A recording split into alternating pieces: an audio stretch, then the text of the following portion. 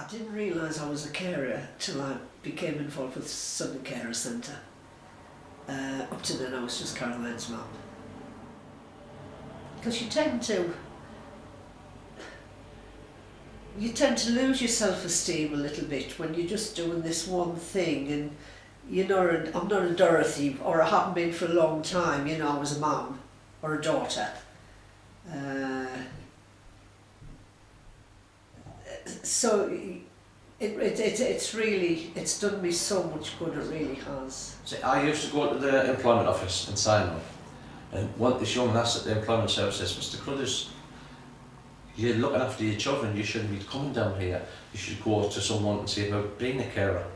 And I didn't know what a carer was.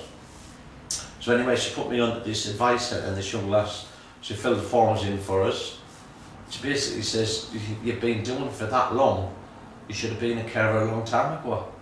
Well, I didn't know any of that information. I mean, you're talking 27, 28 years ago.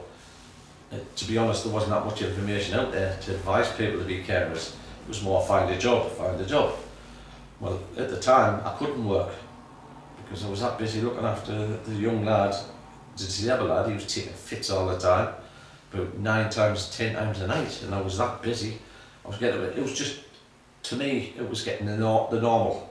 I was just doing the normal thing. I mean, how it all came about actually is applying for the carers. I just thought I was a mother and this is what I had to do, and it wasn't until an occupational therapist came out to assess Anthony, and I thought, what does an occupational therapist do? And she said, you do all this? I went, yes. And she says, nobody's ever assessed you. I said, no. I have cried for help. Anthony must have seen about 5 social workers. We've seen lots of people, and they knew I was struggling, but nobody ever said, you can be Anthony's carer. And that I just thought I had to do it. As professionals, you can help identify people who are carers. This is important because many people do not recognise themselves as carers.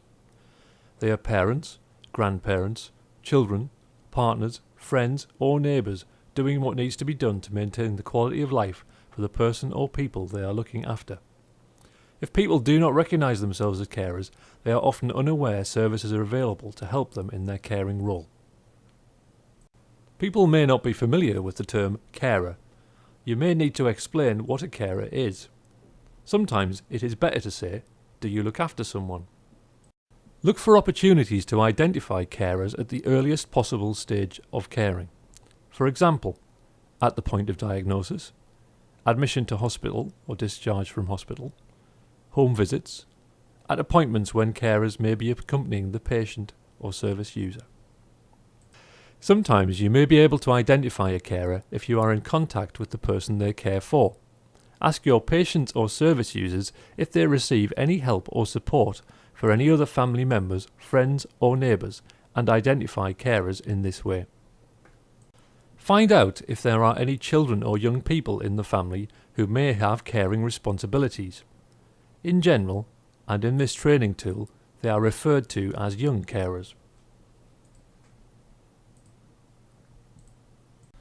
Consider the needs of the whole family, not just the patient or service user. Assess the needs of each member of the family. Even if an individual is identified as the main carer, other members of the family may also take on significant duties to support this caring role. For example, a young carer may help look after younger siblings if a parent is looking after another child with health problems or a disability.